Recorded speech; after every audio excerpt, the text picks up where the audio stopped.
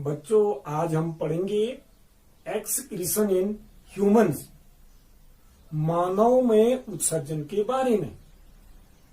बच्चों, समस्त सजीवों के शरीर में होने वाली जैविक क्रिया के दौरान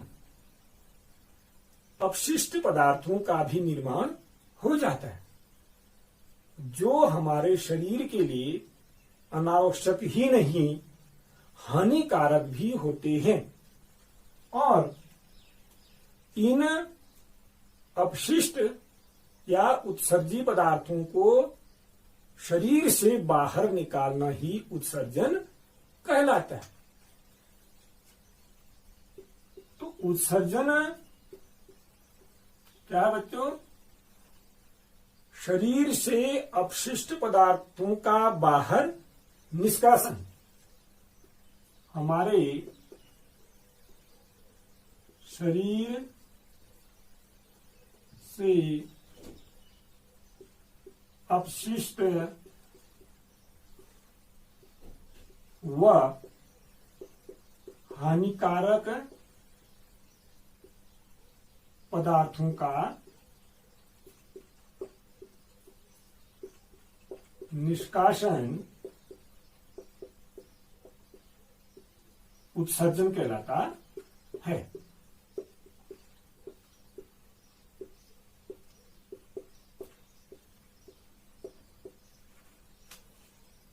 तो ये जो उत्सर्जी पदार्थ हैं बच्चों, ये हमारे शरीर में होने वाली उपापचयी क्रियाओं के दौरान निर्मित हुए।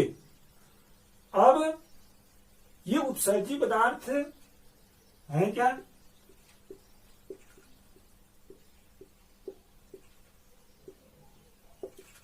इसमें बच्चों कार्बन डाइऑक्साइड, यूरिया, यूरिक अम्ल,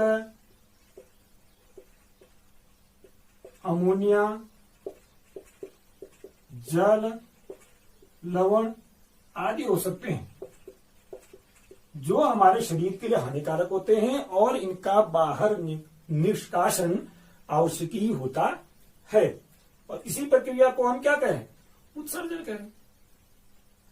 और ये उत्सर्जन सरल संरचना वाले जीवों में आसानी से हो जाता है। वे जीव वातावरण के संपर्क में रहते हैं और जल के द्वारा अपशिष्ट पदार्थों को बाहर त्याग कर देते हैं। लेकिन हम जैसे जटिल संरचना वाले जीवों में ये क्रिया इतनी आसान नहीं होती। यह एक प्रक्रम के द्वारा होगी और इसमें एक तंत्र कार्य करेगा। हमारे शरीर में उत्सर्जन का जो मुख्य अंग माना जाता है, आपको पता है, उसको हम किडनी या वृक्क कहते हैं। हमारे शरीर में एक जोड़ी वृक्क पाए जाते हैं और यह उत्सर्जन क्रिया को संपादित करने का कार्य करेंगे। एक छलनी की तरह हमारे शरीर में अशुद्ध रुधिर से इन उत्सर्जी पदार्थों को अलग करने का कार्य करेंगे। बच्चों, अब जो ये उत्सर्जन की प्रक्रिया अलग अलग जीवों में अलग अलग प्रकार से होगी। जैसे मैंने अभी आपको बताया कि सरल जीवों में आसानी से हो जाती है और हम जैसे जटिल संरचना वाले जीवों में जटिल प्रकार से होती है। अब बच्चों, जो कार्बन डाइऑक्साइड है उसका निष्कासन हम श्वसन क्रिया के दौरान कर देते हैं। जब हम सांस को बाहर छोड़ते हैं तो कार्बन डाइऑक्साइड को निष्कासित कर देते हैं।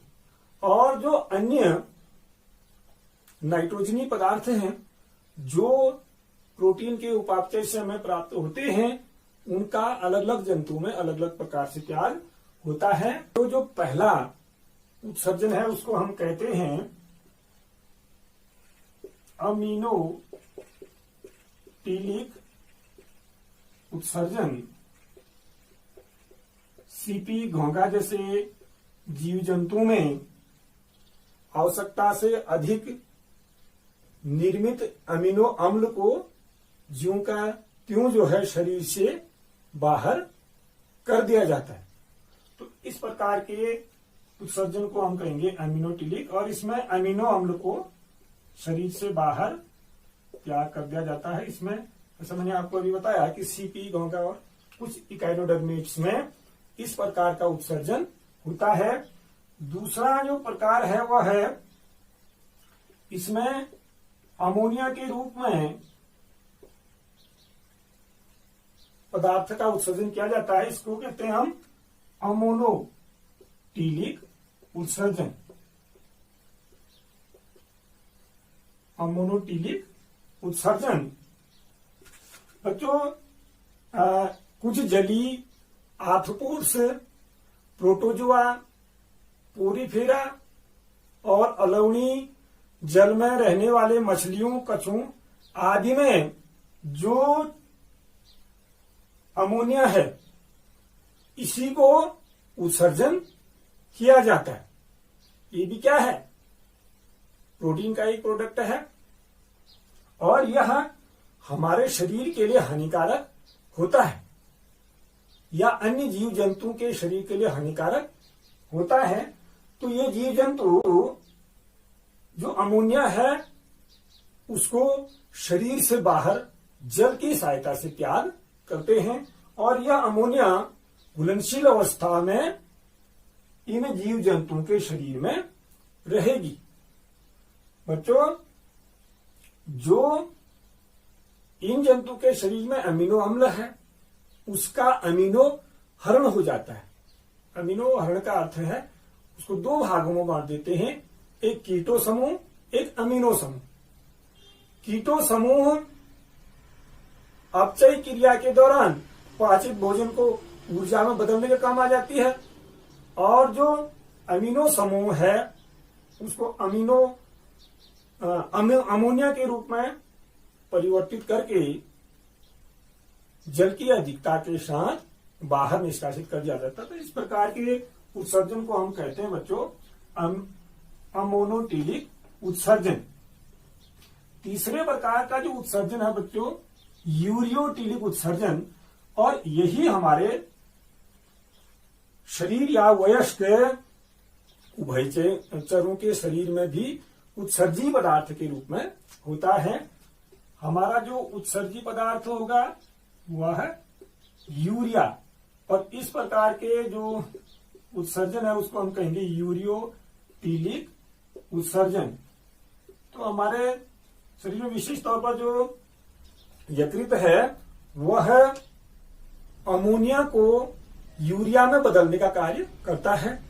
अमोनिया हानिकारक है, यूरिया अमोनिया से काफी कम हानिकारक है और यह भी अमोनिया की तरह जल में घुलनशील होता है और जल के साथ ही हम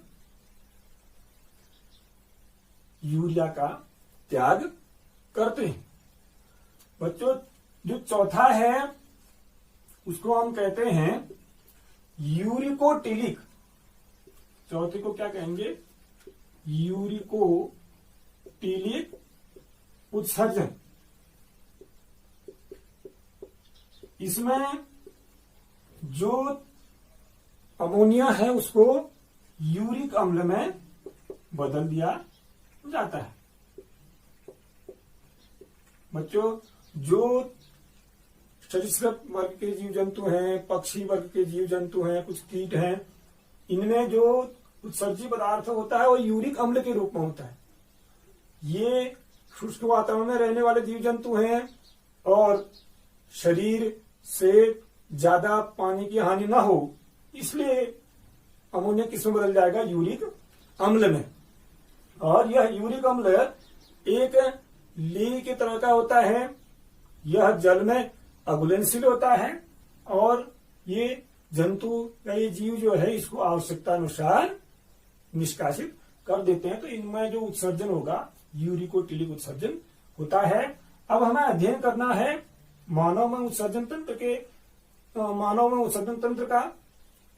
तो हमारा जो उत्सर्जी पदार्थ मेनली इसमें होगा यूरिया और उसको हम यूरियोटीलिक उत्सर्जन कहेंगे। यकृत जो है अमोनिया को किसमें बदलेगा? यूरिया में बदलने का कार्य करता है। बच्चों, सर्वप्रथम आपको मानव उत्सर्जन तंत्र का चित्र बनाना है। जीव विज्ञान में, बायोलॉजी में हम जो है बिना चित्र के किसी भी संरचना को समझ नहीं पाते हैं और इसकी डिटेल संरचना और इसके कार्यविधि के बारे में हम अगली वीडियो में पढ़ेंगे।